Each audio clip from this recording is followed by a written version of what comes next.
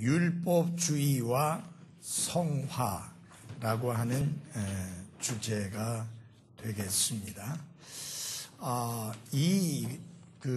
뭐예요? 성화라고 하는 말은 무슨 뜻이냐 하면은 거룩하게 변화된다는 의미인데, 그것은 구원을 위하여 변화된다는 말이 아니라 구원받은 그리스도인들이 예수 그리스도를 닮아 날마다 새로워지고 그분의 형상을 본받아가는 과정을 성화라 그렇게 이야기합니다. 그래서 요 성화를 이야기하기 전에 먼저 해야 될 게 있는데, 보통 내가 이렇게 해도 찍히나요? 이제 우리가 말할 때, 처음에 말할 때 칭의라고 하잖아요. 그 다음에 성화라고 하는 걸 하고, 그 다음에 영화라고 하는 것을 합니다. 근데 이거를 칭의, 성화, 영화 하니까 좀 이 연결이, 요것도 화가 되면 좋잖아요. 그러면은 세 개가 연결돼요. 영어로는 이게 똑같아요. justification하고 sanctification하고 glorification에서 뒤에가 fication하고 딱 나와요. 그래서 요거를, 요게 다 한자 아니에요. 그래서 요거를 옛날에 번역할 때 justification을 뭐라고 번역을 했냐면은 의화라고 했어요. 그러면 이게 좀 더 맞잖아요. 그죠? 이렇게 의화. 그러면은 의화, 성화, 영화 하게 되면은 같이 기억하기가 좀 쉽죠. 그러면 그 의화라고 하는 것은 뭐냐면은 회개하고 예수 그리스도를 구원자와 주님으로 받아들이는 사람에게 하나님이 죄들만 용서하는 것으로 끝나는 게 아니라 그의 신분을 바꾸어서 의인이라고 칭해 주시는 것을 의화라고 하고, 의롭다고 칭해 주셨다고 해서 한자로 칭의라 이런 단어를 씁니다. 그런데 칭의, 성화, 영화 하는 것보다는 의화, 영화, 아니 성화, 영화 하면은 훨씬 더 이렇게 연결이 좀 잘 맞고 그렇습니다. 이해가 돼요? 그래서 잘 보십시오. 먼저 죄인은 하나님 앞에 기도하기 전에, 하나님께 경배를 드리기 전에, 그가 하나님을 위하여 어떤 일을 하기 전에, 또 교회에 참석해서 교회 안에서 섬기기 전에 먼저 그의 신분이 바뀌어져야 돼요. 죄인의 경배를 하나님 안 받으셔요. 죄인이 섬기는 것을 하나님은 안 받으셔요. 죄인이 드리는 그 어떤 것도 하나님은 안 받으셔요. 그러면 언제부터 받으시느냐? 그의 신분이 바뀌고 난 다음부터 하나님께서 받으시는 거예요. 자, 그러니까 제일 먼저 죄인된 인간에게 필요한 게 뭐냐? 구원이고, 그의 신분이 바뀌는 다시 태어남이고. 여러분 한번 잘 보세요. 옛날에 노예 제도가 있었죠. 그렇죠? 이제 우리나라에는 노예 제도가 있었잖아요. 근데 그 노예의 신분이 어떻게 바뀌느냐? 안 바뀌어요, 그거. 죽었다가 자유인의 가정에서 태어나면 바뀌어요. 그러나 노예에게서 태어나면 계속 노예예요. 그런데 편법으로 돈을 주고 자유인의 신분을 사고 그렇게 하는 경우가 있었어요. 그런 사바사바라는 말 알아요? 일본 말인데 뒷거래가 통할 수 있는 게 이 세상이에요. 그러나 하나님 앞에는 그런 뒷거래가 절대로 통하지 않습니다. 그러면 죄인이 신분이 바뀌려면 목사가 되든 집사가 되든 주일학교 교사가 되든 찬양대원이 되든 교회를 수십 년 나가든 그 신분은 절대 안 바뀝니다. 예수님이 딱 잘라 말씀하셨잖아요. 육으로 난 것은 뭐예요? 육이요. 그랬어요. 성령으로 난 것은 영이다. 그러니까 내가 내게 다시 태어나야 하겠다는 말을 이상하게 여기지 마라. 결국 예수님의 말씀은 뭐냐? 하나님의 왕국에 들어가려면 신분이 바뀌어야 된다. 하나님의 왕국에 들어간다는 말이 무슨 말이냐? 하나님이 받아주신다 그 말이에요. 그러면 하나님이 받아주시는 자가 되려면 신분이 바뀌어야 된다. 근데 죄인이 신분이 바뀌는 방법은 한 가지 방법밖에 없는 거예요. 어떻게? 다시 태어나야 돼. 뭐 교회 교인 돼서 되는 건 아니고요. 뭐 교회에서 행하는 침례 받고 또 교회에서 열심히 헌금하고 이것저것 부지런히 섬겨서 되는 게 아니라 그 말이에요. 신분이 바뀌어야 되는데 신분이 바뀌는 방법은 아까도 말씀을 드렸지만 다시 태어나야 신분이 바뀌는 거예요. 여러분 잘 보십시오. 우리는 태어날 때 누구로부터 태어났어요? 아담으로부터 태어났어요. 아담으로부터? 아니요. 나는 부모님으로부터 태어났는데 그 부모는 또 누구? 또 부모 쭉 올라가면 누구로부터 태어난 거예요? 아담으로부터 태어난 거예요. 아담으로부터 태어난 자는 다 죄인이에요. 이름으로 한 사람 말미암아 죄가 세상에 들어오고 했을 때 그 세상은 모든 사람을 말하는 거예요. 그래서 모든 사람이 죄인되었고 모든 사람이 죄를 지었으므로 사망이 모든 사람에게 이르느니라. 결국 뭐냐? 죄인은 그 마지막이 죽음이다 그 말이에요. 육체로도 죽고 영적으로도 이미 죽은 자고 그 다음에 무슨 죽음에? Eternal death, 영원한 죽음에 던져지는 거예요. 자, 그러니까 그 사람이 하나님 앞에 받아들여지려면, 죄인이 하나님 앞에 받아들여지려면 다른 방법은 없어요. 길이 뭐 여러 개, 수십 가지, 수백 가지 있는 게 아니에요. 한 가지밖에 없어요. 그래서 예수님이 다시 태어나야 된다. 여러분 그 말을 누구에게 했느냐면 니고데모에게 했는데 내가 다시 태어나야 된다고 예수님 그렇게 말씀 안 했어요. 사람이 다시 태어나지 않으면, 여러분 사람 맞죠? 사람은 다 다시 태어나야 된다. 근데 여러분 니고데모라는 사람이 어떤 사람입니까? 구약 성경의 정통한, 그리고 구약 성경을 사람들에게 부지런히 가르치는 성경 교사입니다. 아주 도덕적인 사람입니다. 아주 종교적인 사람입니다. 아주 사회의 본이 되는 사람입니다. 모범자입니다. 근데 예수님은 그런 것 전혀 상관하지 않으시고 다시 태어나야 하나님의 왕국에 들어갈 수 있고 하나님의 왕국을 볼 수 있다. 그 말은, 다시 태어난다는 말은 신분이 바뀌어야 된다. 육에서 난 것은 육이요. 어떤 사람이 되더라도 육일 뿐이니까 다시 태어나야 되지 신분이 바뀌는데, 성령에게서 난다. 성령에게서 난다는 말은 무슨 말이에요? 하나님에게서 난 자다 그 말이죠. 응? 받아들이는 자, 그 이름을 믿는 자들은 하나님의 아들이 되는 권능을 주셨다. 이는 혈통으로나 육종으로나 사람의 뜻으로 나지 않냐고 오직 하나님으로부터 난 자니라. 그 신분이 언제 바뀌어요? 하나님으로부터 나야 바뀌는데 처음에 사람으로부터 났지요. 그러니까 한 번 난 거 아니에요. 그러니까 예수님이 다시 태어나야 되니까 born again, 다시 태어나야 한다. 그때는 누구로부터 태어나야 되느냐? 하나님으로부터 태어나야 된다. 그래야 신분이 바뀌어요. 그렇게 신분이 바뀐 것을 갖다가 우리가 뭐라고 말하느냐?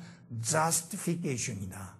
의화, 의롭게 되었다 라고 하는 겁니다. 여러분, 하나님은 죄인의 기도 들으시지 않습니다. 그래서 신분이 바뀌어야 하나님께 기도할 수 있고 하나님께서 응답을 하십니다. 여러분이 아시다시피 누가복음 18장에 보면 굉장히 도덕적인 바리새인과 사람들에게 지탄과 손가락질을 받는 세리가 가서 기도합니다. 여러분이 그 내용들을 쭉 보면 바리새인이 굉장히 도덕적이고 종교적으로 살았던 사람인 것을 알 수 있습니다. 11조도 잘했죠. 또 금식도 잘했죠. 또 다른 사람들처럼 부도덕하게 살아서 손가락질 받을 만한 일을 전혀 안 했죠. 근데 중요한 거는 그가 기도했는데 하나님께서 그의 기도를 듣지 않고 받지 않았다는 사실이에요.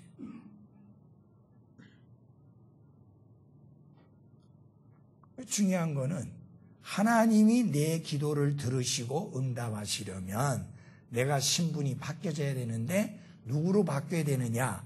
의인으로 바뀌어져야 되고 하나님의 아들로 바뀌어져야만 합니다. 하나님은 그분의 자녀들의 기도에 귀를 기울이시기 때문입니다.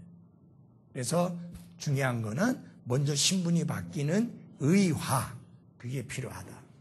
자, 그런데 여러분 한 가지 아셔야 될 것은 이렇게 우리가 의롭다함을 얻어서 의인이 되었다 하더라도 여러분 잘 들어주십시오. 그것은 신분에 관한 문제지 우리의 상태에 관한 문제는 아니에요.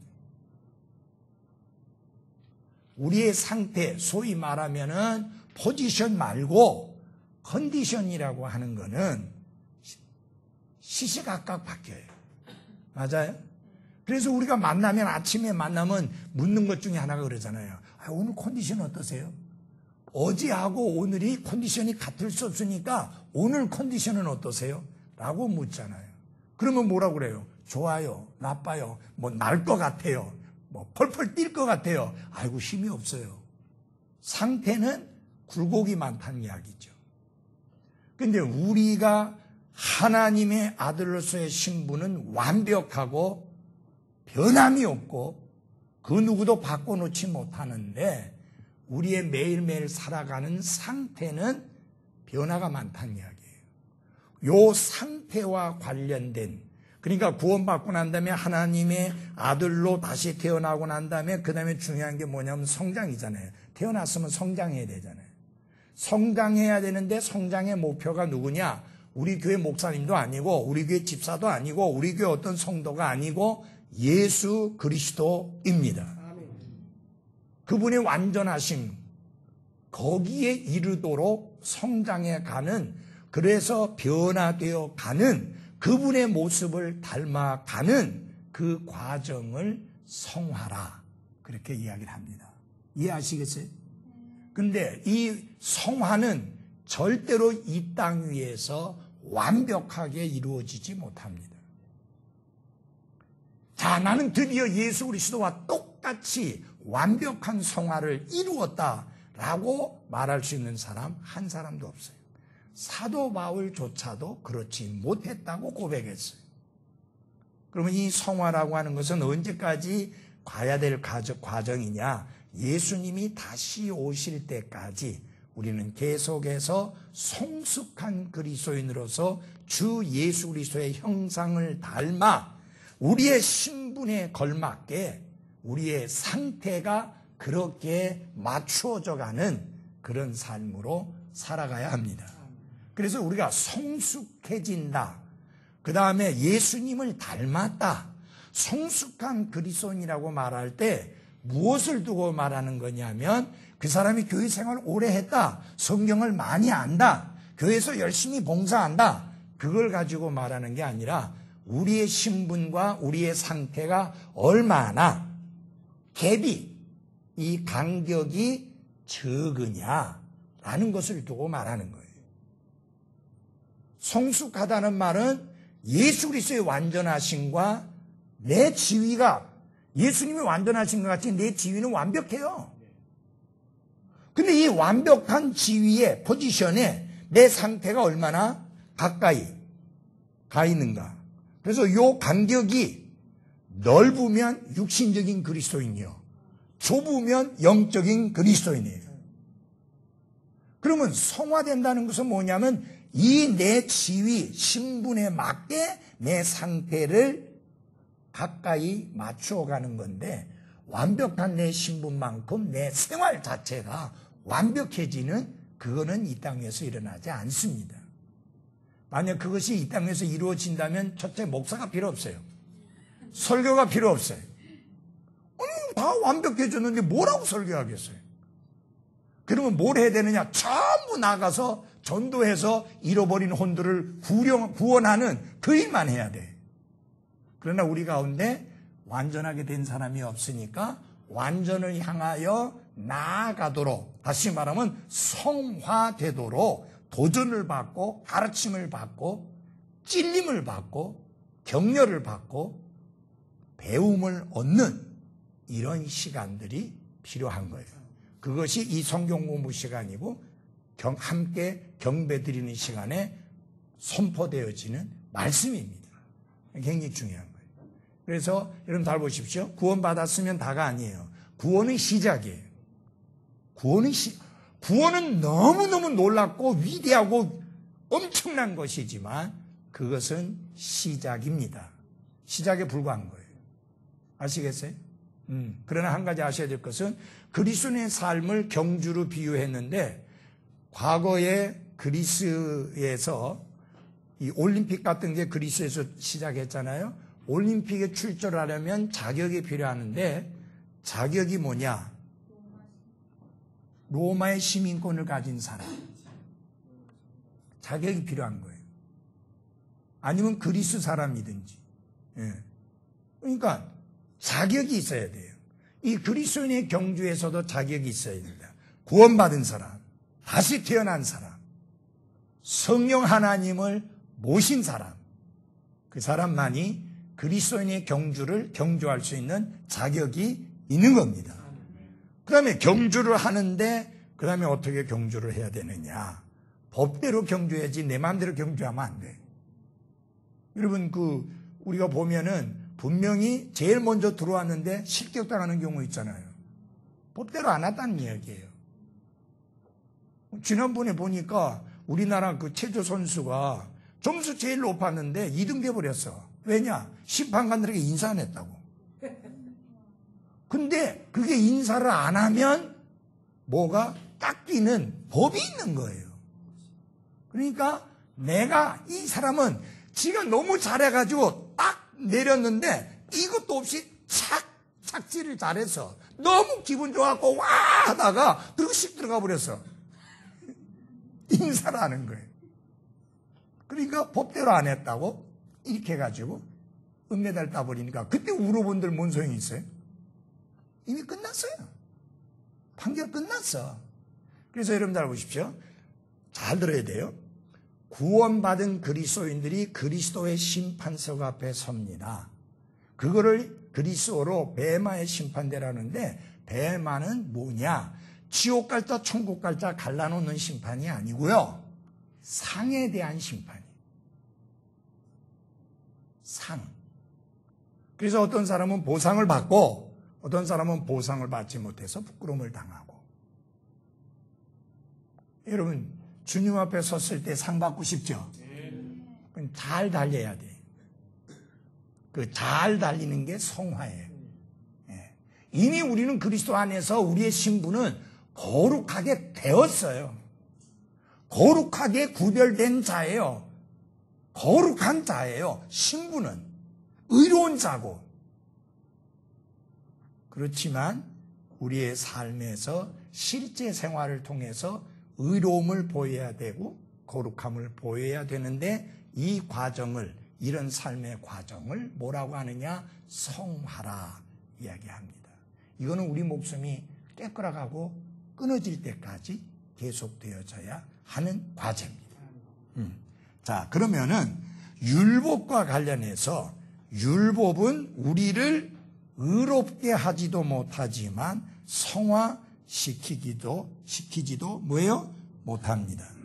율법은 우리가 거룩하지 않다는 것을 보여주지만 우리를 거룩하게 하지도 못합니다. 자, 그래서 여러분 중요한 게 뭐냐? 율법은 잘 보세요. 우리를 구원해 주지도 못하고 구원받은 우리의 구원을 보존해 주지도 못합니다. 우리를 의롭다 함을 얻게 하지도 못할 뿐만 아니라 의롭다 함을 받은 자가 거룩한 삶을 살 수 있도록 성화시키는 것도 안 됩니다. 자, 그래서 그리스도인의 삶을 살기 위한 열쇠는 어디에서 발견되느냐? 시내 산이 아니라 어느 산에서? 갈보리 산에서 발견된다. 여러분, 시내 산이 어떤 곳이에요? 모세를 통해서 율법을 주셨던 곳이 시내 산이에요. 근데 한번 여러분에게 물어볼게요. 자, 이스라엘이 이집트에서 구원받아서 구출을 받아서 나오지요. 그때 은혜로 구원받았습니까? 그들의 공로로 구원받았습니까? 은혜로 구원받았습니다. 그 다음에 그들이 광야 생활을 하면서 약속의 땅을 향해서 가는 동안에 홍해바다를 건널 때 공로로 그 홍해바다를 건넜어요? 하나님의 은혜로 건넜어요? 은혜로. 먹을 것이 없어서 하나님 앞에 툴툴대니까 하나님이 먹을 것 주시고 물이 없다 하니까 물 주시고 할 때 그게 그들의 공로로 된 겁니까? 하나님의 은혜로 된 겁니까? 은혜로. 그래서 여러분 잘 보십시오. 마침내 시내산에까지 왔는데 그때까지 이스라엘은 율법 아래 있었나요? 은혜 아래 있었나요? 은혜 아래 있었어요. 그러면은 자, 여러분, 왜 하나님이 모세를 통해서 이스라엘에게 율법을 주게 되느냐? 문제가 생길 때마다 그 탓을 전부 하나님께 돌리는 거예요. 그러니까 하나님은 잘못됐고 우리는 잘했다 그거예요. 이걸 깨닫게 해주는데 도대체 못 깨닫는 거예요, 이스라엘이. 그들의 죄와 그들의 불순종과 그들의 거역과 그들의 사악함을 전혀 못 깨닫는 거예요. 그래서 계속해서 하나님께 원망하고 계속해서 하나님께 탓을 돌리고 하나님이 세우신 사람에게 탓을 돌리고, 여러분, 하나님이 세우신 모세에게 탓을 돌린 것은 곧 그를 세우신 하나님께 탓을 돌리는 거예요. 해결이 안 돼요. 이제까지 계속 은혜 아래에 있었는데, 그래서 하나님이 너희들에게 내가 법을 주겠다. 이제까지는 그들이 잘하고 못한 거 상관없이 하나님이 계속 주셨어요. 불평했는데도 주셨고 원망했는데도 주셨고. 근데 이번에는 뭐라고 말씀했느냐? 내가 법을 줄 건데 너희들이 이 법을 지키면 살리라. 아이고, 하나님 걱정하지 마십시오. 얼른 주십시오. 우리에게 명령하신 대로 다 행하겠습니다. 여러분, 그 끔찍한 이야기가 출애굽기 19장에 나옵니다. 다 같이 출애굽기 19장을 찾아주십시오.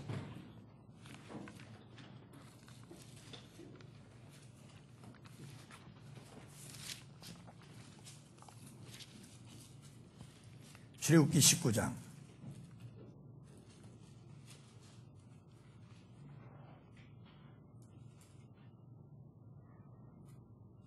자, 19장 5절부터 누가 큰 소리로 좀 읽어주십시오. 그러므로 이제 너희가 참으로 내 목소리에 순종하고 내 언약을 지키면 너희는 내게 모든 백성들보다 뛰어난 특별한 보물이 되리니 이는 온 땅이 내 것이기 때문이라. 또 너희는 내게 제사장 왕국이 되며 거룩한 민족이 되리라. 네가 이스라엘의 자손에게 고할 말들이 이러하니라.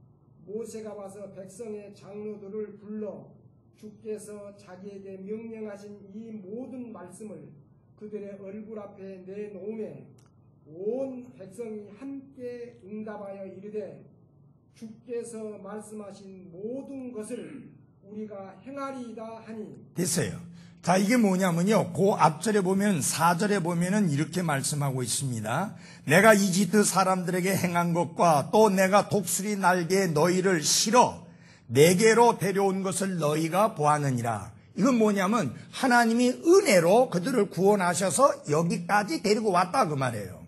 그러니까 이제까지 너희들이 은혜 아래 있었다 그 말이에요. 그런데 5절부터 하신 말씀은 이제 확 바뀌는 거예요. 결국은 뭐냐? 5절에 뭐라고 말합니까? 너희가 참으로 내 목소리에 순종하고 내 언약을 지키면 너희는 내게 모든 백성들보다 뛰어난 특별한 보물이 되리니 라고 했습니다. 그러니까 뭐로 들어가는 거예요? 조건부로 들어가는 거예요.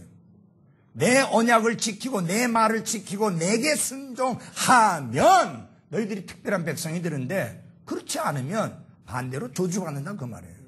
그런데 이 백성들이 겁도 없이 그 말을 모세에게 줬고, 모세가 또 백성들에게 이야기하니까 온 백성들이 다 대답하기를 뭐라고 말합니까? 8절에 주께서 말씀하신 모든 것을 우리가 뭐예요? 행하리이다. 그래가지고 여러분 이제 보시면은 하나님께서 모세를 불러들여가지고 모세를 통해서 율법을 주시는데, 모세가 올라오는 산에 누구든지 함부로 올라오면 손을 댐이 없이 다 죽는다고 그랬어요. 여러분, 이제까지 하나님이 이렇게 엄중하게 하시지 않았어요, 여러분.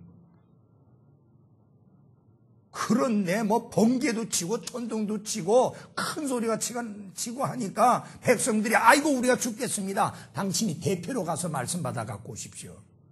여러분, 하나님 이제까지 이런 모습 보인 적이 없어요. 그러면 얼른 그들이 회개하고 우리가 잘못했습니다. 계속해서 하나님의 은혜 아래에 있기 원합니다. 했어야 맞죠? 근데 백성들은 그렇게 하지 않았습니다. 그러면 하나님이 은혜를 제거해버리고 율법을 그 자리에 대신 갖다 줬느냐? 그렇지 않고 은혜에 뭘 더했느냐? 율법을 더한 겁니다. 그래서 은혜가 사라진 건 아니에요. 그럼 왜 율법을 주었느냐? 그것이 이제 중요한 게 뭐냐면 그들로 하여금 죄를 깨닫고 죄가 죄된 것을 알도록 하기 위함인데, 잠시 후에 보겠습니다. 자, 그러면 잘 보십시오. 우리가 갈보리산 그쪽에서 우리의 그리스도인의 삶을 살기 위한 것을 발견한다. 그럼 이런 갈보리산은 뭘 생각해요? 여러분 잘 보십시오.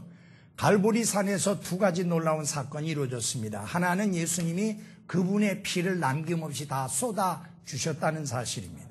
그것은 무엇과 관계되는 거냐? 죄들의 사면과 관계된 겁니다. 죄들이 사면 받으려면 피 흘림이 없이는 안 됩니다. 그럼 구약에 수많은 피가 흘려졌습니다. 그 구약에 흘려진 피들은 바로 십자가 위에서 단번에 피를 흘리심으로 모든 죄들의 사면을 가능하게 하실 예수 그리스도의 그림이요 상징입니다. 그래서 예수님이 십자가 위에서 자신을 단번에 드림으로 영원한 속죄를 이루었기 때문에 더 이상 희생물을 드릴 게 없습니다. 그리고 예수님이 말씀하셨잖아요. 십자가 위에서 운명하시기 직전에 그 누구도 할 수 없는 말을 했어요. 다 이루셨다. 다 이루었다. 다 이루었다는 말은 다 지불했다. 다 갚았다. 다 끝냈다. 다 마쳤다. 그 뜻입니다. 거기에 아무것도 더할 거 없다 그 말이에요. 아멘. 거기다가 더하면 그것은 죄악이에요. 그건 스스로의 멸망을 자초하는 거예요. 자, 그럼 잘 보십시오. 그 다음에 또 하나는 뭐냐면 예수님이 십자가에서 죽으셨습니다. 그분의 죽음, 그 십자가는 무엇을 처리하는 문제냐? 죄인을 처리하는 문제예요. 그리고 우리가 죄들을 용서받았지만 죄인은 아직 있잖아요. 그래서 이 죄인을 어떻게 해야 돼요? 십자가에 못 박아야 돼요. 그래서 갈라디아서 2장 20절에 사도 바울이 우리가 가가지고 어떻게 못 박지? 해가지고 우리가 가가지고 못 박는 게 아니라 당신 나 좀 여기다 못 박아줘. 나도 당신 나중에 못 박아줄게. 그렇게 해서 될 일이 아니라 내가 그리스도와 함께 십자가에 못 박혀 있나니 그랬어요. 이게 여러분 개혁성경에는 내가 그리스도와 함께 십자가에 못 박혔나니 라고 했어요. 그래갖고 그냥 흘러간 시간 과거의 사건처럼 아니고요. 우리는 그리스도와 함께 십자가에 못 박혀 있습니다. 그게 우리의 신분이에요. 아시겠어요? 우리 십자가에 못 박혀 있어요. 내려오면 안 돼. 항상 그리스도의 삶에서 문제가 되는 건 뭐냐면 거기서 뽀쩍뽀쩍 내려오기 때문에 문제가 되는 거예요. 그냥 행위인데요. 거기다 놔둬, 거기. 예. 그래야지 내가 아니요 내 속에 그리스도께서 역사하게 되는 것입니다. 그래서 우리가 그리스도인의 삶을 가리켜서 교환된 삶이라 그렇게 말합니다. Exchange life. 교환된 삶이면 내가 아니고 그리스도. 그래서 성화의 삶도 내가 죽기 살기로 노력해서 거룩한 삶을 사는 게 아니라 그리스도께서 나를 통해서 내 안에서 살아서 역사하시도록 하심으로 성화의 삶이 가능하게 되는 것입니다. 그러니까 이것도 뭐냐? 이것도 은혜다. 그래서 은혜를 대처하는 은혜다. 구원받을 때도 은혜요. 그 이후에 매일매일 살아가는 우리의 삶도 은혜로 살아간다. 그래서 그것이 골로새서 2장 6절 말씀입니다. 다 같이 골로새서 2장 6절을 찾아주십시오. 골로새서 2장 6절입니다.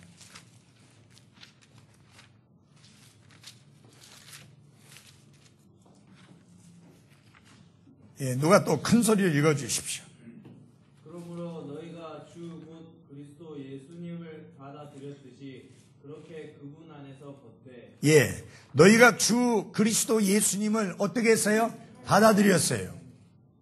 믿음을 통해 받아들였어요. 눈에 보이지 않지만 받아들였어요. 나의 구원자와 그리고 나의 주님으로 받아들였어요.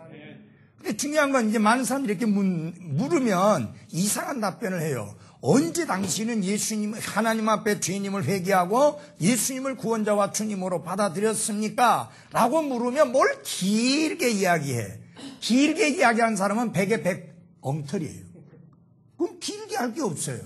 아, 몇 년 몇 월 며칠 날 언제 어디서 예수님을 내가 개인적으로 구원자와 주님으로 받아들였습니다. 잘 모르겠어요. 교회 다니다 보니까 언젠가 나도 모르는 사이에 예수님을 구원자로 주님으로 받아들여 있대요. 그런 건 없어요. 언제 태어났어요? 모르겠어요. 언젠가 그냥 나도 모르게 보니까 태어나 있고 지금 이렇게 생활하고 있어요. 그런 거 없어요, 여러분. 귀 빠진 날 반드시 있어요. 아니, 육신을 가지고 태어난 날이 있는 것처럼 영적으로 하나님의 자녀로 다시 태어난 두 번째 생애는 분명히 있는 거예요. 근데 두 번째 생애는 육신의 출생하고 다른 점이 뭐냐? 육신의 출생을 할 때 난 아무것도 한 게 없어. 할 수도 없었고. 맞아요? 근데 두 번째 출생은 내가 할 게 있어요. 하나님 앞에서 내가 구원받아야 될 죄인임을 깨닫고 내가 내 스스로 구원할 수 없음을 그런 추하고 더러운 죄인임을 하나님 앞에 회개하고 그래서 하나님이 나를 구원하시지 않으면 나 멸망당합니다. 그러니 나를 구원해 주십시오. 그렇게 회개하고 예수님이 나의 구원자와 주님이라고 말씀하셨으니 그분이 나의 구원자와 주님이 되도록 받아들입니다. 그럴 때 우리가 구원받고 하나님의 자녀로 다시 태어나게 되는 거예요. 그건 분명한 날이 있는 거예요. 그래서 우리가 항상 미국 사람들은 개인 전도하고 그럴 때 꼭 묻지 않습니까? When did you receive Jesus Christ as your personal Savior and Lord? 언제 당신은 예수님을 당신 자신의 구원자와 주님으로 받아들였느냐? 그 분명한 경험이 있었느냐? 그때가 언제냐? 여러분 잘 보십시오. 우리가 이 땅에 태어날 때는 아무것도 모르는 상황 속에 태어났으니까 몰라요. 나중에 어른들이 몇 년, 몇 월, 며칠이다 하니까 몇 시에 태어났다 하니까 그렇지. 내가 그때 태어났지. 그런 사람 아무도 없어. 맞아요? 그냥 부모님이 말한 대로 받아들이는 거예요. 그런데 다시 태어나는 것은 전혀 다른 이야기예요. 왜냐하면 내가 지정의에 분명한 분별이 있을 때 이루어진 사건이기 때문입니다. 자, 우리가 주 예수 그리스도를 내 마음속에 구원자와 주님으로 어떻게 했어요? 받아들였듯이. 어떻게 받아들였어요? 믿음으로 받아들였어요. 아멘. 예? 믿음으로 받아들였어요. 은혜로 믿음을 통해 구원을 받았어요. 자, 그러면 성화는 그렇게 동일하게 믿음으로 그분 안에서 어떻게 걷대. 자, 여러분 잘 보십시오. 예수님을 내 구원자로 받아들였을 뿐만 아니라 여러분이 예수님을 구원자로만 받아들인 게 아니라 Lord, 주님으로도 받아들였어요. 그래, 이제는 구원받고 났으니까 이제는 예수님을 구원자로 대해지는 게 아니라 이제는 주님으로 대해야 돼. 그래서 그 주님 안에서 걷는다는 말은 그분의 주인 되심을 인정하며 살아가는 것을 말합니다. 아멘. 분명히 알아야 될 것은 여러분, 그렇게 함으로 구원받는 게 아닙니다. 구원받았기 때문에 그런 삶을 사는 거예요. 그래서 로드십 살베이션이라고 하는 존 메카더 목사의 가르침은 성경적으로 맞지 않습니다. 자, 그러면 주권 대심에 의한 구원이라는 건데, 잘 보십시오. 예수님의 주권을 얼마나 오랫동안 인정을 하는 삶을 살아야 그 사람의 구원이 온전한 구원이에요. 얼마나 오랫동안 해야 돼요? 그 사람은 침례를 이야기하는 거예요. 그래서 구원받았다고 말하면서 침례를 받지 않으면 예수님의 주권을 인정 안 하는 거니까 그 사람 구원받은 거 아니다. 그렇게 이야기하는데, 그 예수님이 주님 되심을 인정하는 건 침례만이 아니에요. 너무너무 많은 넓고 넓은 영역이에요. 그 다음에 중요한 거는 몇 년 동안을 그렇게 해야 돼. 그건 아닙니다. 예수님의 주님 되심의 주권을 인정하는 삶은 구원받고 난 다음에, 다시 태어나고 난 다음에 그렇게 이어지는 삶이에요. 지금 이 골로새서 2장 6절이 그 말이에요. 예수님을 그리스도 예수님을 받아들일 때 내 구원자, my Savior and Lord, 나의 주님으로 받아들였잖아요. 그러니까 그 안에서 걸으라 그 말이에요. 예수님 주님 되심을 인정하는 삶으로 걸어가라. 아멘. 그게 그리스도인의 삶이에요. 그것이 무엇의 삶이냐? 성화의 삶이에요. 오늘날 그리스도인들이 신앙이 성장하지 않고 교회 안에서 제대로 섬기지 아니하고 뺀들뺀들하는 이유가 뭐냐? 그 삶에서 예수님을 주님으로서 인정하는 삶을, 주님으로 내어드리는 삶을 철저하게 살지 않는데 그 문제가 있다라고 하는 겁니다. 무슨 말이냐? 예수님이 그에게 구원자는 됐는데 실제 삶 속에서 주님이 안 된 거예요. 누가 주인이에요? 자기가 주인이에요. 그러면 그 삶은 고달프고 피곤할 수밖에 없고 잘 안 풀리고 제대로 된 그리스도인의 삶이 나올 수가 없습니다. 여러분, 목사가 그렇게 목이 터져라고 설교하는데 뺀돌뺀돌하게 주일 아침만 탁 예배드리고 가는 거예요. 점심 안 먹고 가. 그러니까 난 안 섬기겠다. 난 점심 그 섬기는 것도 안 하겠다. 안 먹고 가니까. 우리가 뭐 장사하는 겁니까, 이거 지금? 아니, 식사동문으로 섬기는 게 무슨 이게 흥정하는 거예요? 아니잖아요. 당연히 구원받았으면 그 이후에 이어지는 삶은 섬기는 삶이어야 되고, 그 이후에 이어지는 삶은 드리는 삶이어야 되고, 그 이후에 이어지는 삶은 하나님을 경배하는 삶이어야 되고, 그리고 그 경배는 신실해야 합니다. 하나님께서 모이기를 힘쓰라고 했는데도 그거 대무시하고. 왜 그렇게 되느냐? 예수님을 구원자와 주님으로 받아들였는데 삶 속에서 예수님을 주님으로서 인정하지 않기 때문입니다. 여러분, 마치 그거 같아요. 결혼해갖고 남편 보고 뭐라고 그래요? 바깥 주인이라고 그래요? 난 이상해. 왜 바깥 주인이야? 밖에 나가서만 주인하면 가정 누가 다스려? 난 그 아내를 보고 안주인이라는데 말이 안 돼요, 여러분. 오늘날 우리나라가 뭐가 문제인데 여자가 안주인이 되니까 문제 아니에요. 그러니까 남편이 이 용돈 5 드는데 뭐 한 일주일에 2만 원 받는데 2만 원 가지고는 그거 갖고 점심도 사 먹어야 되고 차비도 해야 되고. 근데 마누라는 브런치 먹으면서 3만 원짜리 먹고. 이런 식당 낮에 가보면요, 남자들은 거의 없고 여자들만 와서 먹는데 비싼 거 먹고 그냥 막 그다음에 그만 먹고 끝나요. 또 5천 원, 6천 원짜리 또 커피집에 가서 또 커피 마시고. 그러니까 이게 또 월급이 말이에요. 봉투로 받아오면 남편이 뭘 좀 힘 좀 쓸 텐데 이게 전부 통장으로 들어오는데 그러면 통장도 마누라 통장으로 들어오니 맥을 못 쓰잖아요, 남자들이. 예? 그 아내의 기쁨이 남편의 기쁨이 되려면 용돈도 두둑하게 줘야지. 근데 이 교회에서 보면 말이에요. 아니, 교회에서 보면 웃어 죽겠어. 작년부 회비 내는데 돈이 없어갖고 마누라한테 가서 달라고 그러니까 또 마누라 안 줘. 아니, 지갑을 보니까 10,000원짜리 하나도 없는 사람들 참 많더라고. 이게 잘못된 거야, 이거는. 예, 이게 잘못된 거야, 이게. 그래서 여러분 잘 보십시오. 가정에서 남편은 가정의 머리입니다. 이런 머리를 무시하면 안 되고, 머리의 권위를 무시하니까 가정에 문제가 생깁니다. 예. 마찬가지예요.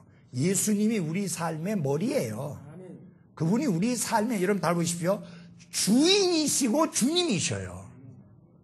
여러분, 마스터 앤 롤드란 말이, 마스터라면 주인이란 말이에요. 주인. 그분이 주인이고 롤드, 주님이다 그 말이에요. 왕초다 그 말이에요, 그분이. 예? 예수님이 왕이 되게 하고 예수님이 왕초가 되게 해야 되고, 이런 왕초의 말을 거스렸다면 큰일 나잖아요.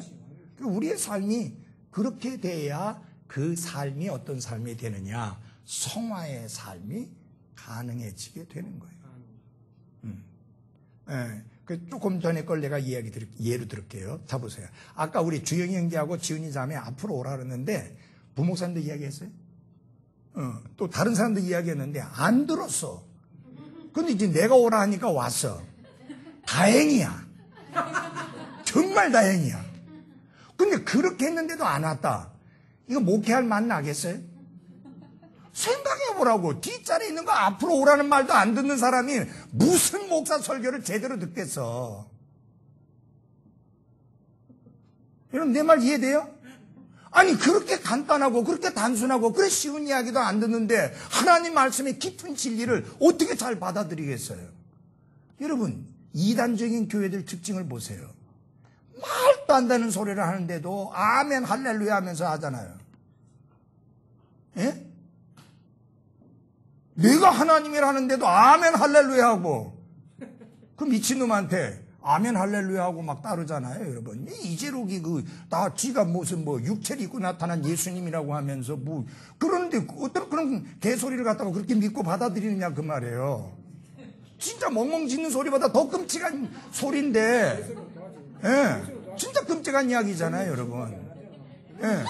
그런데 어떻게 된 게, 하나님의 말씀을 말씀 그대로 전하는 것에 대해서는 빼딱하게 앉아가지고 딴 생각이 나고 받지도 않고 듣지도 않고, 이게 보통 문제가 아니다. 그래서 성화, 이것이 제대로 되어지려면 철저하게 예수님이 내 삶에, 내 생각에, 내 말에, 내 우선순위에, 내 가치관에, 내 삶의 모든 분야에서 그분이 주인이 되셔야만 합니다. 아멘. 여러분, 그렇게 되지 않으니까요, 가정이 파토나고 이 엉망되는 거예요. 네. 그래서 굉장히 그 부분이 중요한. 그래서 여러분 잘 보십시오. 구원받은 그리스도인인데 왜 불신자 비슷한 생활을 하느냐? 예수님이 삶의 주인과 주님이 안 되셨기 때문에 그런 거예요. 여러분, 그러면 그런 그리스도인을 뭐라고 말하냐면 카널 크리스찬, 육신적인 그리스도인이라고 하는데, 육신적인 그리스도인의 삶을 사는 사람의 모습은요, 불신자하고 분별이 잘 안 돼. 잘 안 돼. 겨우 분별되는 거라면 뭐냐? 교회 나오는 거. 그거 말고는 생활 속에서는 별로 분별이 안 돼요. 술 먹을 거 같이 다 먹죠. 예? 제가 아까 어떤 책을 보는데 기가 차가지고 그게 무슨 어마어마한 상을 받았더라고요. 글 잘 썼다고. 근데 뭐냐, 목사가 뭐냐, 적당하게 다른 사람하고 어울려 술 마시고. 그래서 함께 술 먹으면서 편안하게 대화할 수 있는 사람이 목사다. 이런 끔찍한 이야기가 어디 있어요? 정말 개소리 아니에요, 그거? 마귀 소리.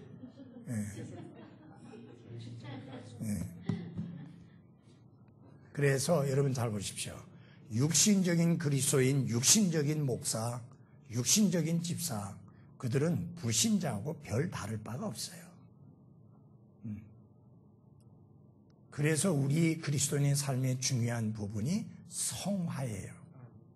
그리스도의 형상을 닮아 거룩하게, 철저하게 구별된 삶을 살아가면서 예수님을 닮아가는 것. To be like Jesus.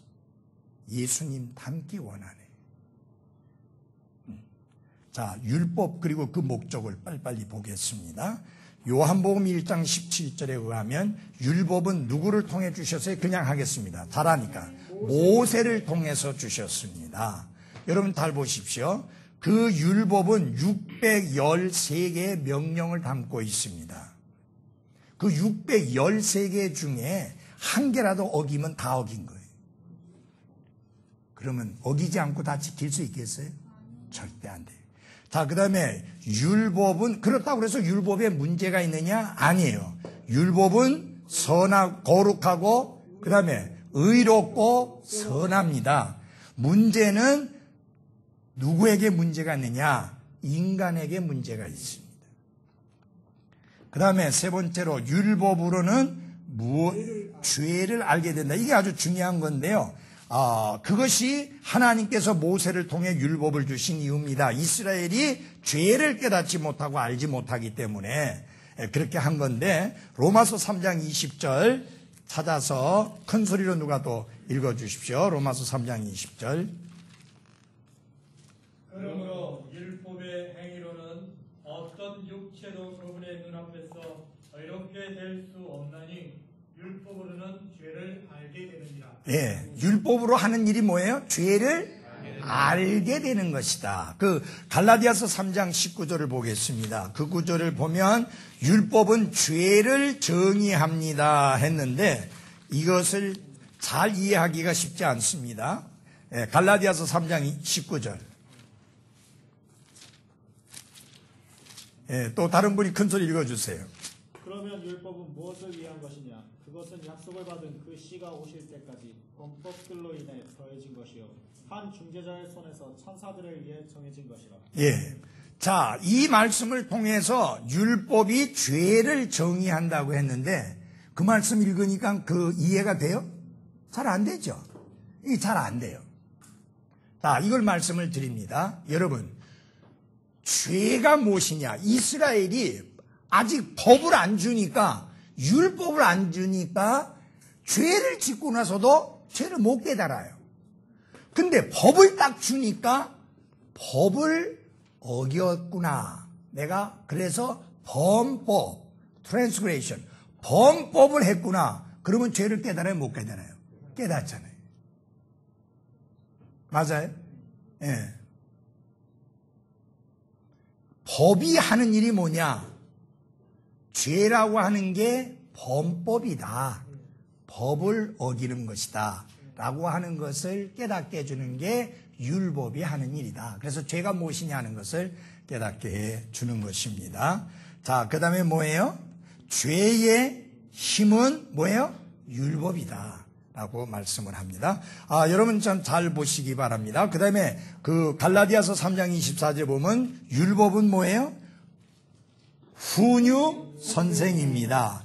율법은 우리를 누구께로? 그리스도께로 인도하도록 만들어졌습니다. 이 훈육 선생이 뭐냐면 과거에 그 어떤 경우가 있었냐면 그리스 사람들 중에 이제 로마 사람들 중에 어떤 사람들이 있냐면은 가서 전쟁을 해가지고 포로로 잡아오잖아요. 그러면 그 포로들은 뭐가 되느냐면 노예가 되는 거예요.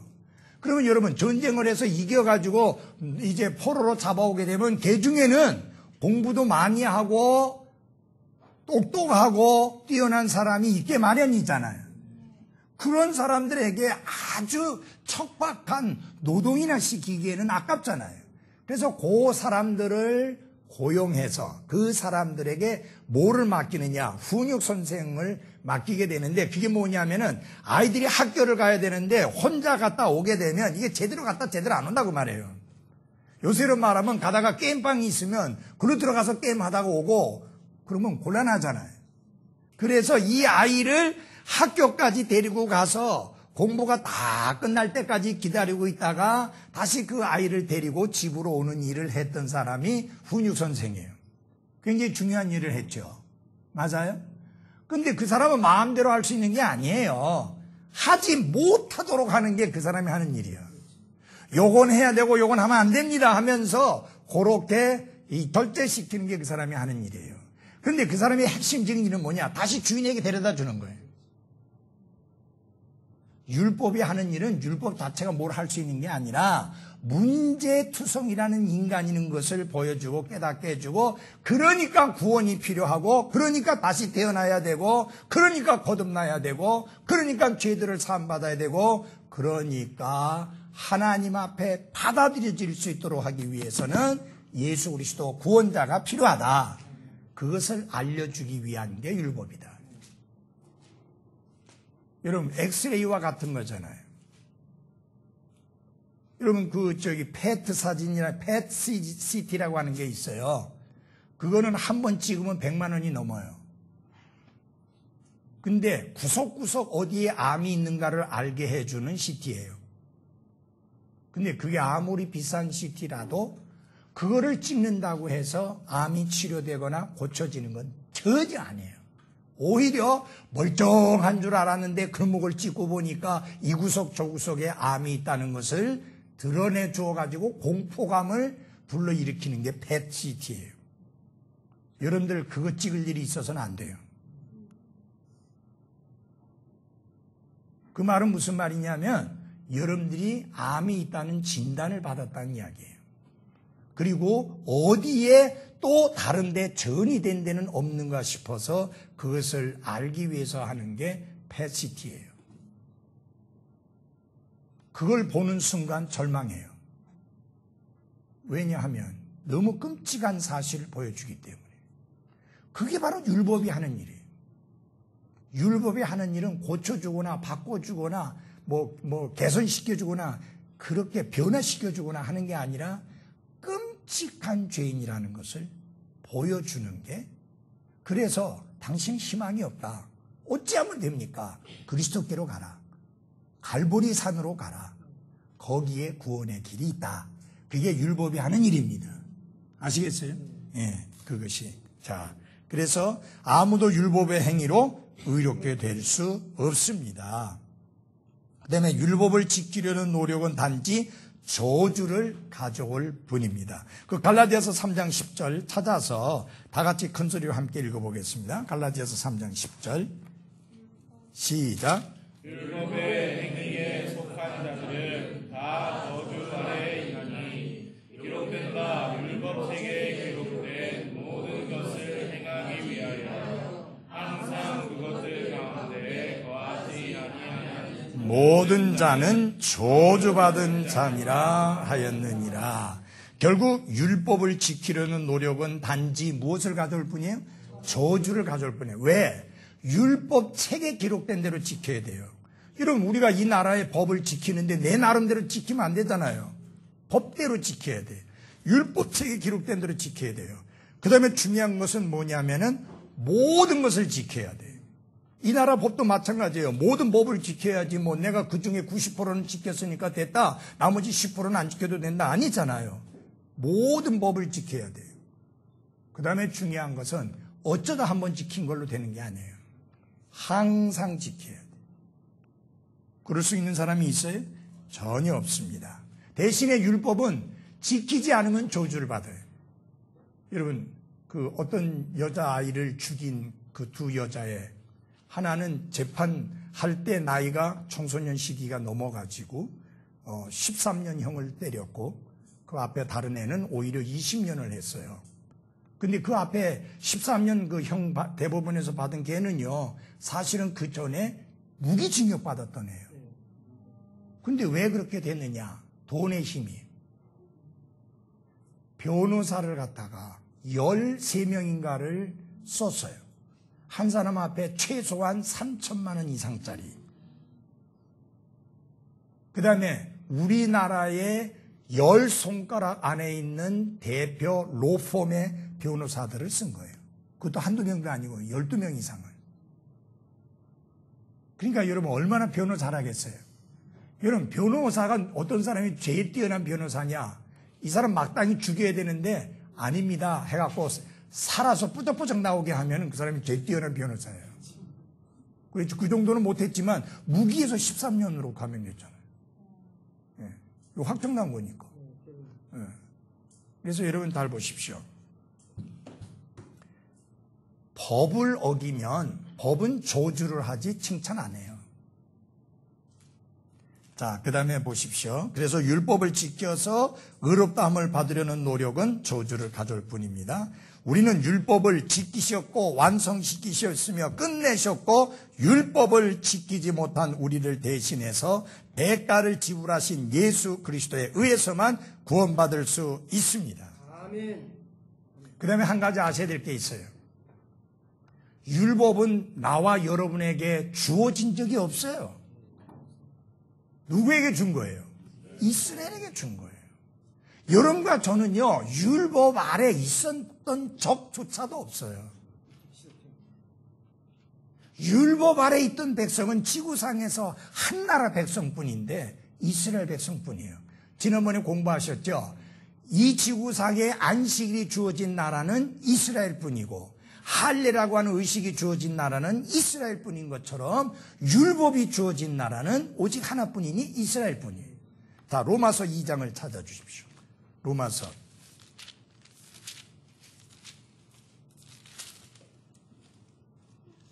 가만히 있어 봅시다. 로마서 2장이 아니고 잠깐만요. 내가 갑자기 생각이 나는데 이스라엘의 나옴이 무엇이냐 하는 그 내용 누구 좀 아나요? 기억나나요?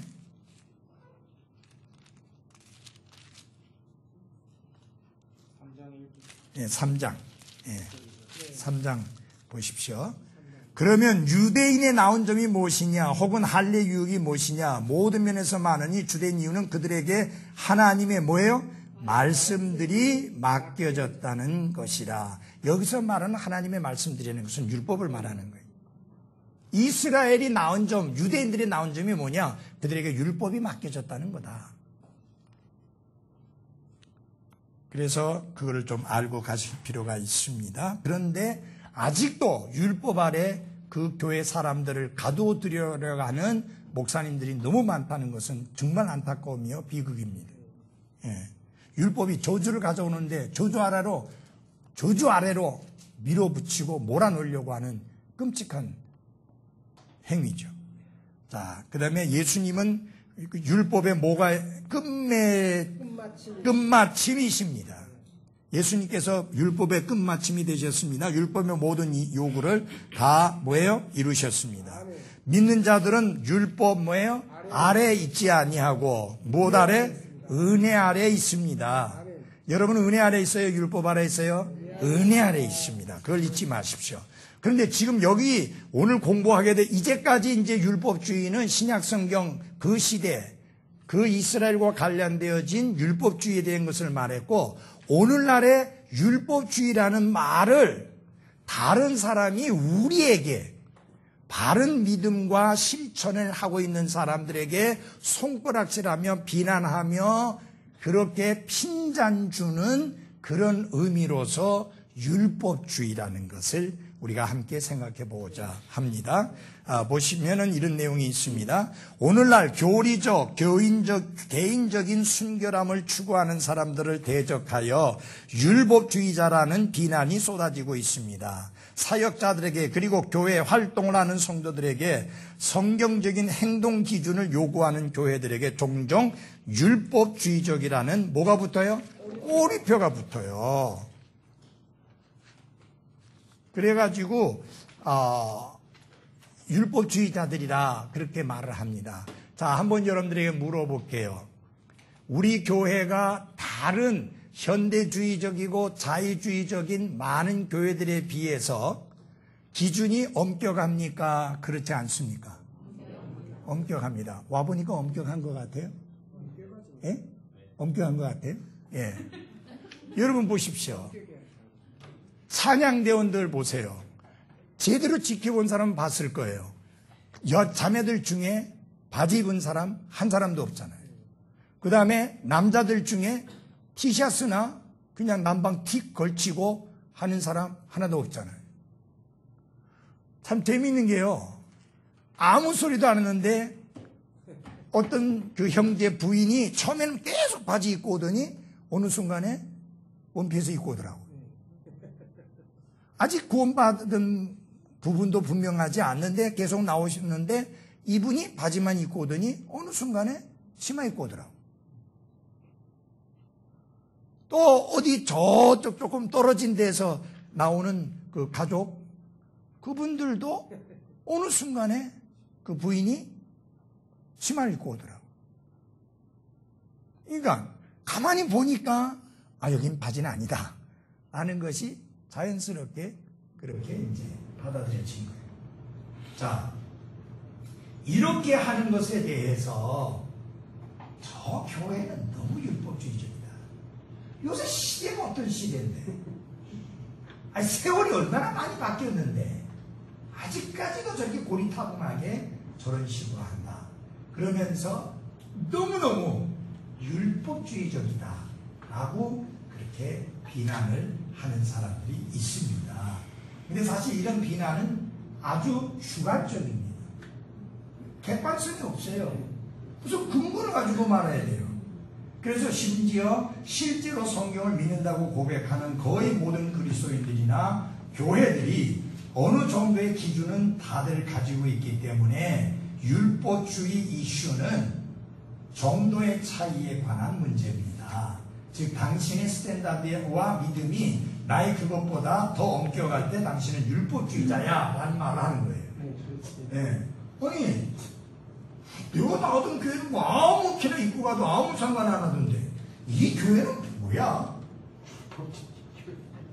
왜 남자들은 꼭 넥타이 메고 와셨어요 입고 양복 입고 와야 돼? 왜 자매들은 꼭 치마를 입고 와야 돼?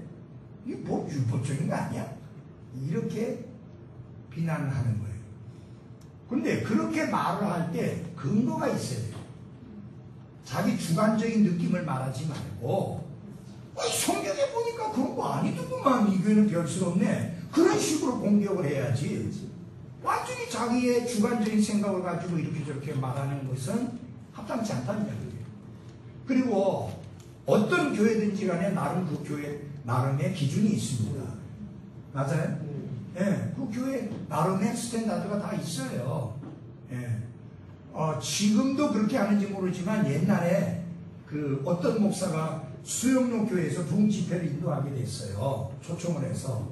감리교회 목사가. 네, 감리교회인데 장로교 교회 가서 이제 부흥회를 인도하게 됐는데 그 사람이 하도 유명한 목사거든요. 감리교회에서. 그래서 초청을 해서 설교를 하는데 설교하다 보니까 더운 거예요.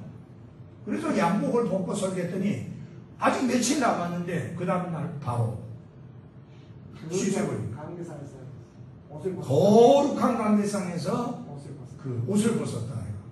발가벗은 것도 아닙니다. 그러니까 그 사람들은 그들 나름대로의 기준을 가지고 있는데 내 말은 그게 성경의 기준이 있느냐 하는 거예요.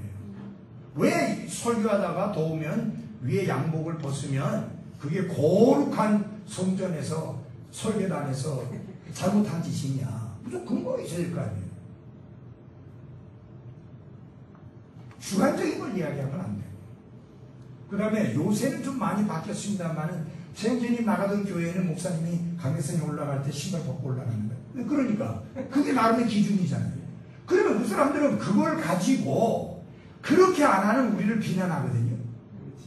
그러면 그때는 율법주의자라고 안 해요. 좀 자유주의자라고. 그렇지. 그들이 자유주의자라고. 예. 그러면은 중요한 건 그겁니다. 신발을 벗고 올라가는 이유, 근거가 뭐냐 그 말이에요. 왜 우리는 신발을 신고 올라가고 거기는 신발을 벗고 올라가느냐. 저기 그 수영교회는 신발 벗고 올라가요, 목사님? 신고 올라가십니다. 신고 올라가요. 그게 지금 많이 바뀐 거예요, 지금. 그 고신이죠? 고신인데도 많이 바뀌었잖아요. 고신이 많이, 그러니까 다른 교회에서 내가 들어본 결과 네. 고신이 많이 타락됐다는 소리를 정리했어요. 그러니까 이제 타락했다는 거예요. 그러니까 타락했다는 거예요. 그러면 잘 보세요. 많이 갔다. 아니 지금 보면 전혀 문제되지 않게 행동하고 있는데 자신들이 옛날에 하던 기준하고 안 맞으니까 타락했다고 말하고 우리가 또 복장 규정에 엄격하게 하니까 율법주의자라고 말하고 다시 말하면 그 근거가 객관적인 성경의 근거를 둬야 되는데 주관적인 근거라 그 말이에요. 그러니까 그거는 신뢰할 만한 게 못 돼요. 그러면 왜 신발을 벗었느냐? 지난번에 말씀드렸잖아요. 모세에게 네가 속옷은 거룩한 곳이니 신발을 벗으라고. 모세는요 그때 딱 한 번 벗고 그 이후에 안 벗었어. 그리고 예수님은 그 다음에 지난번에 말씀드렸잖아요. 이스라엘과 교회는 같다 다르다. 다르다. 교회는 다음에 공부하게 될 게 하나님의 신비인데 교회는 신비 속에 속한 거예요. 구약시대에 감춰졌던 비밀이에요. 신약 속에서 드러난 거예요. 예수님으로 말미암아 드러나게 된 게 교회의 신비예요. 그러니까 모세가 했던 거, 이스라엘이 했던 것을 끄집어 와가지고 그걸 교회에다 적용하면서 이렇게 해야 된다, 저렇게 해야 된다는 것은 합당치가 않습니다. 아니, 여러분 보세요. 저기 장로교회에서는요 강도사도 못 올라가 거기 강례상에. 전도사는 말할 것도 없고. 네, 여기서 밑에서 해야 돼, 밑에서. 근데 웃기는 게 청소하기 위해서는 올라가. 그럼 목사가 청소해야 될 거 아니에요, 그 강례상 위에는. 거룩한 곳이니까 목사가 청소해야 될 거 아니에요. 그러면 목사가 서는 순간에 그게 거룩해지는 겁니까? 하나님 말씀 선포하는 곳이니까. 네. 그러면 자기가 청소해야지, 왜 거룩한 곳이니까. 네? 왜 청소하러 올라갈 땐 괜찮고. 그러니까 여러분 잘 보십시오. 하나님의 말씀을 선포하는 곳이니까 거기가 특별히 거룩한 곳 아니에요. 여러분 앉아 계신 곳 거룩한 곳이에요. 네. 그 강대상 그 위에 쪽에는 말씀을 선포하는데 편리하기 위해서 약간의 높이를 주었을 뿐이지 아무 차이 없어요. 이 위에 아무 차이 없어요, 여러분. 그 다음에 애들이 여기 올라가면 너 목사 될 거야 하고 묻잖아. 내가 웃으면서 그래. 너 목사 될 거 아니면 올라가지 말라고. 네. 그러니까 말씀을 선포하기 위한. 솔직히 말해서 저희 교회에서 제가 개인적으로는 찬양 특별 찬송하는 사람이 그 위에까지 올라왔다가 또 찬양 끝나고 내려가고 하는 게 상당히 번거롭기 때문에 그 밑에 넓으니까 거기서 찬송하게 하는데 미국의 독립침례교들은 전부 다 그 위에 올라와서 합니다. 예. 그리고 어떤 교회는 자매가 올라오면 목사가 뻘떡 일어나요. 그 여자를 예우해주는 차원에서. 그래서 제가 그 잭트리버 목사님 교회에 처음에 초청받고 갔더니 가만히 앉아있었는데 자매가 하나 올라가서 찬양을 하는데 목사가 옆에서 펄떡 일어나더라고요. 잭트리버 목사가. 저 가만히 앉아있다가 일어나니까 눈치 보고 얼른 일어났어요. 그래서 나중에 물어서 왜 일어났냐? 그랬더니 그게 이제 말하자면은 자매에 대한 예우 차원에서 일어나는 거네요. 하나 배웠다. 그리고 그 다음에 이제 일리노이주에 가서 베이커스필드 일리노이주에 가서 그 장인 어른이 목회하는 곳이에요. 거기 갔는데 자매가 올라오더라고요. 그래서 이제는 내가 뒤처지지 말고 빨리 해야 되겠다고 해서 내가 뻘떡 일어났더니 내 혼자만 뻘떡 일어났어요. 그런 것도 틀린 거예요. 근데 그게 틀릴 수밖에 없는 게 그 성경의 기준이 없거든. 그러니까 그냥 개개의 목사들이 어떤 그 개인적인 소위 말하면 퍼스널 개인적인 어떤 컨디션 때문에 그렇게 하는 건데 그건 꼭 따라야 될 건 아니에요. 그래서 저는 개인적으로 그 찬송 인도하는 사람이 그 위에서 했다가 또 옆에 앉았다가 이게 너무 복잡하니까 거기 너무 편리하게 잘 해놨으면 거기서 하는 게 낫겠다. 그래서 하는 거예요. 거기가 제가 서 앉는 곳이 더 거룩한 곳이기 때문에 아니에요. 거기가 진짜 더 거룩한 곳이라고 생각한다면 대표 기도하는 사람들 그 위에 올라오면 안 되지. 그렇죠? 예, 그래서 기도할 때는 거기 올라와서 하게 하는 것은 거기가 더 거룩한 것이 아니라는 걸 분명하게 하기 위해서도 또 그렇게 하는 거예요. 편의를 위해서 하는 거예요. 찬양 인도자하고 투송하는 사람들 밑에서 하게 하는 거예요.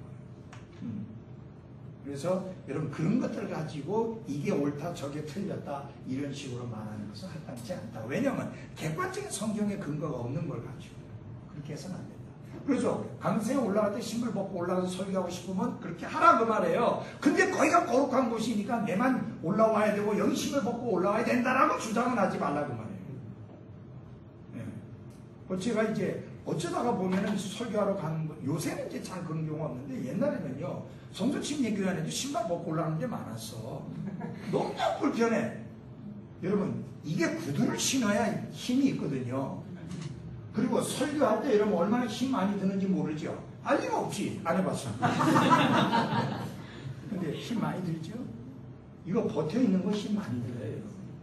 그리고 사실은 제가 움직이면서 설교를 해야 되는데 움직이면서 설교를 하면 카메라가 그걸 못 잡아요. 그걸 잡게 하려면 카메라를 몇 대 해가지고 그 사람이 이렇게 계속 따라 붙어갖고 해야 되는데 그래서 제가 가만히 서서 설교하는 거예요. 그렇지 않은 데 같으면 내가 왔다 갔다 하면서 해. 훨씬 덜 힘들어요. 가만히 서서 하는 것보다. 근데 거기다가 구두까지 안 실어 놓으면요 너무너무 힘들어요. 그리고 생각해 보세요. 구두 주걱도 없는데 구두 벗고 올라갔다 구두 딱 맞잖아요. 구두 벗고 올라갔다가 다시 내려와서 신으려고 하면 보통 불편한 거 아니에요. 저는 이제 발에 땀이 안 나니까 냄새 안 나지만 땀 많이 나는 사람은요 그 뒤에 앉아있는 사람 아주 고통스러워요. 그러니까 이게 뭐가 근거가 없이 하는 거. 그래서 우리가 그러면 이슈가 되는 영역들 첫째 하나 복장 규정인데요. 복장. 자, 디모데전서 2장 9절에 보면은요 단정하게 입으라 그랬어요. 그러면 단정하다는 게 기준이 뭐냐? 예를 들어서 어떤 자매가 내같이 입는 게 단정한 겁니다. 그렇게 말하면 안 되고 단정하다는 말은 제가 볼 때 남자든 여자든 다 단정하게 입어야 되는데 단정하다는 말이 뭐냐? 남자가 남자답게 입고 여자가 여자답게 입는 게 단정한 거예요. 근데 요새는요 남자인지 여자인지 구분이 안 가. 어디서부터? 머리서부터.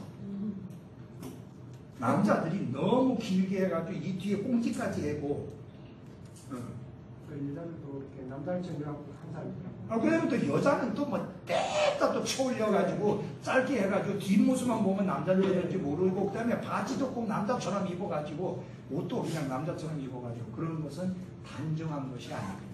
홍인재가 옛날에 그렇게 했지만 이제 구원받고 나서 그렇게 안 하잖아요. 그죠? 아니 옛날에 구원받기 전에 새로운 창조물 되기 전에 거듭나기 전에는 뭘 못했겠어요. 그보다 더한 것도 했죠. 근데 중요한 건 뭐냐? 새로운 창조물이 있으니까 이제 그건 버려야 되는 거잖아. 지나가 버린 거잖아.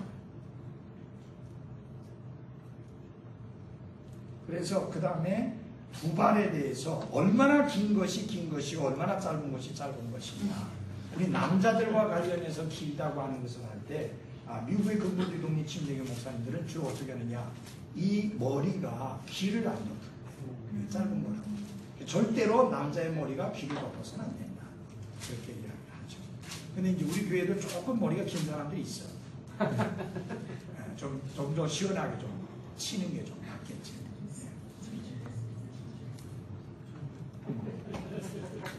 그래서 거의 독립침례교회 그 사람들을 보면 거의 군인들 머리 비슷할 정도로 그렇게 합니다. 시원하게.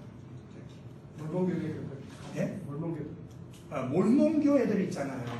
걔네들요 홀라, 사이다, 커피, 홍차 일치 안 먹습니다. 그리고 아주 깨끗하게 하고 항상 다닐 때 넥타이 메고 다녀요. 예. 정장 상자로 들어가기 전까지 그렇게 하고 있습니다.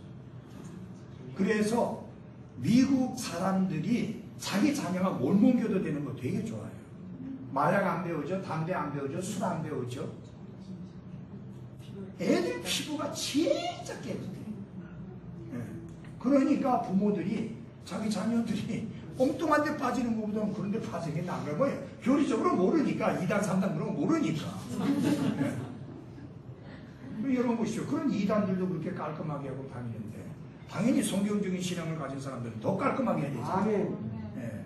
그래서 그 다음에 음악은 영적인 음악이어야 됩니다. 아멘. 그래서 여러분 잘 보십시오. 음악이라고 하는 것은 찬양을 담는 그릇과 같습니다. 음식을 담는 그릇과 같아요. 자, 음식을 갖다가 쓰레기통에 담아서 주면 그게 아무리 맛있는 음식이라도 먹겠어요? 안 먹잖아요. 그죠? 하나님께 찬양을 드리는데 찬양을 쓰레기통에 담아서 하나님께 드릴 수는 없잖아요.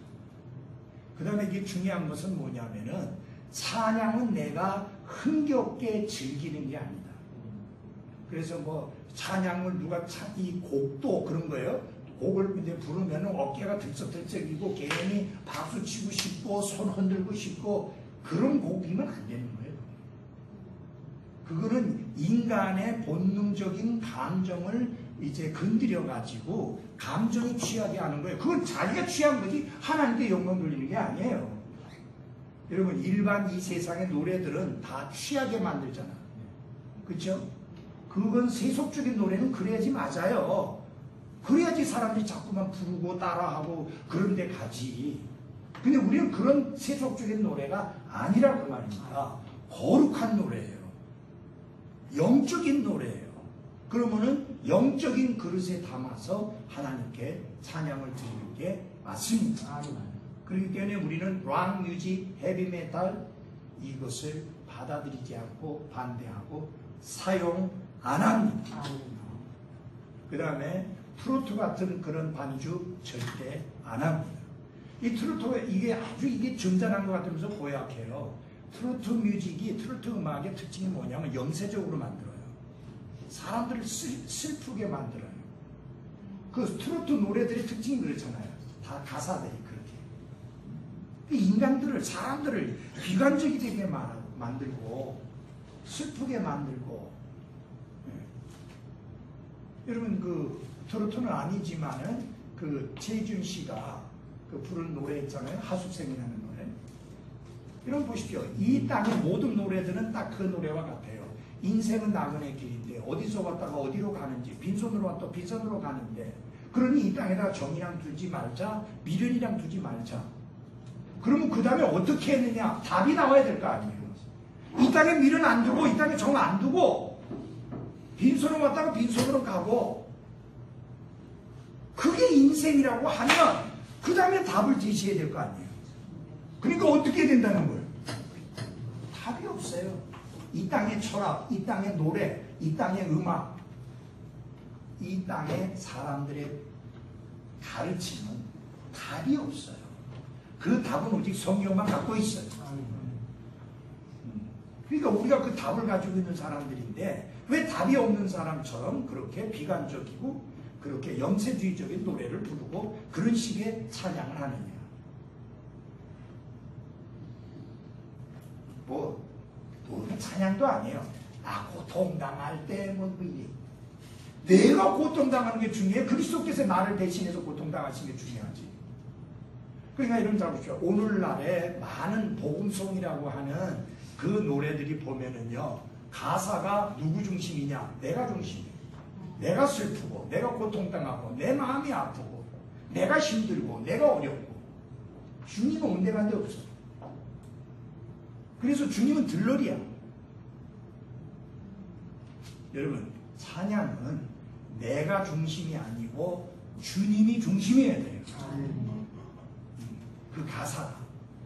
그래서 바른 가사로 바른 가사의 찬양을 하나님께 드려야 되는 게 맞습니다. 음악. 그래서 우리는 쿵짝거리는 것을 하지 않습니다. 여흥 오락, 오락 같은 거 조심해야죠. 맞아요?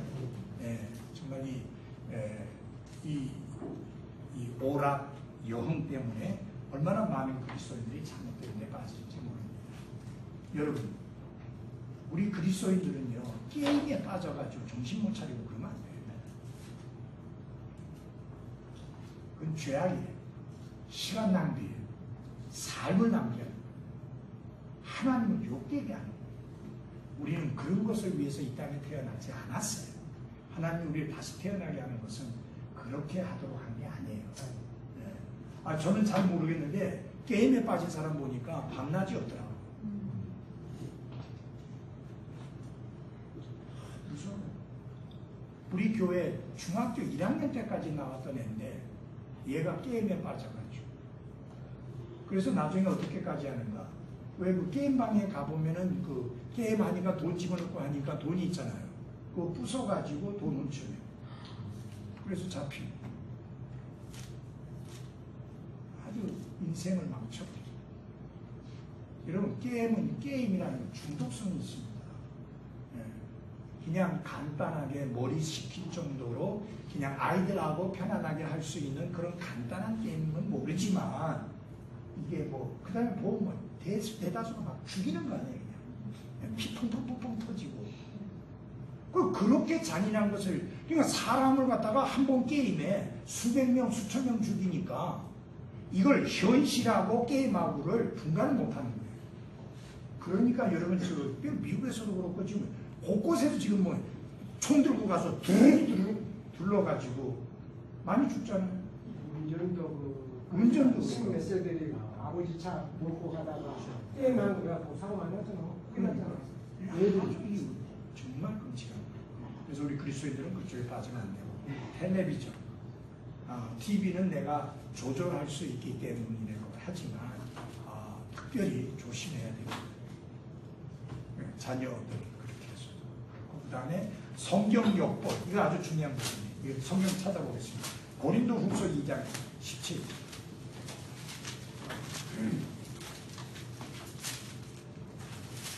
아르헨티나에서 마약범들을 소탕했는데 그 총탄에 총알을 얼마나 많이 가지고 있는지, 그 경찰이 소모하는 그 총탄의 20%를 끊어내가지고. 지금 이 마약이 보통 심각한 게 아니에요. 자, 고린도 후서 2장 17절 같이 읽겠습니다. 시작. 우리는 하나님의 말씀을 부패시키는 많은 사람을 갖지 아니하고 오직 진실함에서 난 자같이 하나님에게서 난 자같이 하나님의 눈앞에서 그리스도 안에서 말하노라. 여기 보면은 하나님의 말씀을 부패시키는 많은 사람들이라 라고 했습니다. 여러분, 히브리어 성경은 많이 부패시키지 않았습니다. 그래도 일부 부패시킨 사람들이 있었지만, 물론 우리는 부패되지 않은 성경에서 번역된 성경을 가지고 있습니다만 가장 많이 부패시킨 것이 신약 성경이에요. 그래서 여러분 다 보십시오. 하나님이 말씀을 주셨고 그 말씀을 다른 나라 언어로 옮기게 하셨습니다. 그래서 하나님이 특별히 그 제임스 왕을 통해서 영어로 그리스어 성경을, 히브리어 성경을 옮기게 했는데, 그때 그 성경을 옮기는데 힘썼던 사람들은 신학교에서 1, 2년 헬라어, 히브리어 배운 그런 사람들이 아니고요. 어려서부터 그리스어와 히브리어를 배워서 히브리어와 그리스어를 영어처럼 자유자재로 구사하던 그런 학자들이 거기에 동원됐습니다. 물론 그 중에는 우리와 같은 반듯한 신앙을 가진 사람도 있었지만 천주교인도 있었습니다. 그렇기 때문에 이 성경은 어느 특정 교파가 특정한 목적을 위해서 번역한 성경이 아니에요. 킹제임스 성경은. 모두 다 성경 그대로 본래 하나님이 우리에게 주신 말씀 그대로 영어로 옮기자고 하는 취지에서 함께 한 거예요. 50년. 자, 그렇게 하는 데 있어서 중요한 게 뭐냐? 첫째는 이 말씀을 빼지 않는 것. 둘째는 이 말씀을 바꾸지 않는 것. 그 다음에 이 말씀에 더하지 않는 것. 그러나 오늘날 대부분의 성경은 더한 성경이고 뺀 성경이고 바꾼 성경이고, 특별히 끔찍한 것은 뺀 성경이고, 신구약 성경에서 없음 하는 구절을 함께 모으면 어마어마하게 많은 구절이에요. 여러분, 그게 본래 없었다면 없음이라는 것을 하지 말고 뒷절을 앞으로 당겨 올려서 그렇게 처리했어야 맞잖아요. 결국 없다고 하는 말은 바른 성경 안에는 있는데 사람들이 의도적으로 뺀 거예요. 그 의도적으로 뺀 구절들을 보면 전부 어디를 옹호하는 구절 내용이냐면은 천주교의 거짓된 가르침을 옹호하는 구절들이 대다수의 구절들이에요. 그래서 특별히 성경 요건이 왜 중요하냐? 우리는 부패한 성경을 원치 않기 때문입니다. 아멘. 그래서 킹제임스 써야 됩니다. 그리고 여러분, 우리는 1600년 당시에 이 그때 쓰던 영어가 훗날 어떻게 될지 우리는 몰랐죠. 알 수가 없죠. 근데 누구나 아셔요? 하나님은 영어가 세계 공용어가 될 것을 아시죠. 여러분, 영어만 쓰면 어디 가서도 통합니다. 그렇게 될 것을 사람은 몰랐지만 하나님은 아셨죠. 그래서 하나님이 섭리 가운데 분명히 약속하셨어요. 내가 내 말씀을 보존하겠다. 아멘. 그 하나님의 약속에 따라 히브리어 그리고 그리스어 성경을 보존해 주셨고, 하나님이 보존해 주신 그리스어 히브리어 성경에서 그대로 이제 영어로 옮겼습니다. 전에도 한번 말씀드린 적이 있습니다만은 우리의 생활 방식은 하늘에 있는지라라고 하는 그것이 영어로 컨버세이션으로 번역했는데, 컨버세이션이라는 말은 대화 뭐 이런 뜻이에요, 영어는. 그래가지고 그걸 가지고 어떤 분들은 이제 또 시민권이라는 의미가 있더라서 시민권으로 번역한, 개혁성경은 시민권이라고 했잖아요. 우리의 시민권은 하늘에 있는지라 했는데, 그런데 1600년대에 그 컨버세이션이라는 단어는 시민권이 아니고 생활 방식이라는 의미로 썼던 단어다. 그걸 누가 한 거냐? 영국의 목사님이 그렇게 이야기했어. 내가 그 책을 읽고 확실하게 알게 됐어. 그 정도로 정확한 게 바로 킹제임스 성경입니다. 그래서 이게 한글로 옮겨오는 동안에 정말 노력을 다했고 애를 많이 썼고 여러 차례 손을 봤습니다. 그래도 제가 알고 믿는 거는 이제까지 나온 한글로 된 성경 중에 가장 온전히 잘 번역되어진 성경입니다. 물론 이보다 더 잘 번역되어진 것이 나온다고 하면 그때 그걸 쓸 거예요. 현재까지는 아니기 때문에 이것을 씁니다. 그리고 이 성경은 조금도 지금 부족함이 없어요. 그래서 성경 역본이 중요하다. 왜? 우리가 히브리어로 성경하는 것도 아니고, 여러분 히브리어를 읽는 것도 아니고, 그리스어를 읽거나 그리스어로 설교하는 게 아니니까 결국은 역본이 중요하게 되잖아요. 그 역본이 어떤 역본이야만 되느냐? 하나님이 섭리로 보존해 주신 그 성경에서 빼거나 바꾸거나 더하지 않고 그대로 옮긴 그 영어에서 옮겨와야만 한다. 그것이 킹제임스 한글 성경이다 라고, 검정역 성경이다 라고 하는 겁니다. 여기에 반론을 제기하고 싶은 사람이 있으면 언제든 이야기하면 제가 충분하게 답변을 해 드릴 수 있습니다. 그럴 만한 충분한 자료들도 엄청나게 많이 나와 있고요. 그러니까 전혀 그 부분에 대해서 문제가 없습니다. 자, 이런 것, 이렇게 하니까 교회는 성경도 달라. 아니, 찬송 다른 건 좀 이해하는데 성경 다른 건 이해가 안 돼. 그렇게 공격을 합니다. 그렇죠? 이상한 교회라고. 그래서 우리 정자매 그 후배한테 성경 다루니까 그 이단이라고, 그것도 천주교 나간 사람이 그딴 소리 했다는데 진짜 미친 소리 했어요. 말도 못하고 무식한 소리 펑펑 해가지고. 여러분, 지금요, 장로교회에도 이 성경을 쓰는 사람들이 많고요. 이것 때문에 장로교회에서 튀어나온 사람들이 한두 사람이 아니에요. 그러니까 자꾸 공격하잖아요. 자기들 자꾸 잃어버리니까. 놀라운 거는요, 안동과 같은 중소 조그만 도시잖아요. 그 구석에서도 킹제임스 성경을 찾아가지고 그 개척한 교회로 찾아오는 거고. 지금은요, 어느 구석, 어느 도시 할 것 없이 바른 성경 찾는 사람들이 곳곳에 있습니다. 예. 그래서 이것이 우리의 기준이에요. 성경. 예. 성경이 우리의 아주 중요한 그 기준이고요. 음악. 거룩하게 구별된 음악. 그것이 철저한 우리의 기준이고요. 복장은 남자는 남자답게, 여자는 여자답게 입어야 된다는 게 우리의 철저한 복장 기준입니다. 아멘. 물론 술, 담배는 당연히 아니고요. 그건 말도 안 되는 거고, 거론할 필요조차도 없는 거예요. 그런 건 물론 당연히 아닙니다. 이해하시겠어요? 네. 자, 그러기 때문에, 그래, 예를 들어서, 저희 교회가 그렇게 하고 있고, 제가 그렇게 가르치고 있고, 제가 그렇게 인도해 가는데, 뭐가 잘못됐다. 성경 들고 공격할 일이 있거든, 이야기하십시오. 언제든지 답변해요. 그러나 주관적인 생각 말하는 거는 아무 의미가 없습니다. 성경적 근거를 가지고 이야기하시고. 그럼, 예, 기도하고 마치겠습니다.